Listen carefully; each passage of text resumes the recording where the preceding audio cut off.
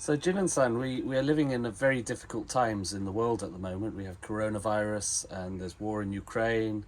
So, how can we tread lightly in the world and be at peace with ourselves? Okay, as I just mentioned, we are fundamentally we are complete peace because oneness. We never be, as I just mentioned, this, what I just the buddhism answered, we never be able to be aware of who we are. We never be able to be aware of what we are doing. Even we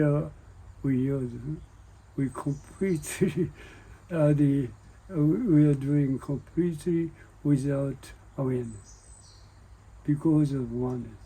So, but what people just are thinking about it, that one this one is different. This separation causes trouble, causes suffering, as I mentioned. So once you just realize who you are, then everything becomes peaceful. This is a tremendous, huge teaching as far as the way of Buddha. See, once you realize who you are, so that what you think about the self and what you think about the other completely disappears. Completely disappears. There is nothing at all.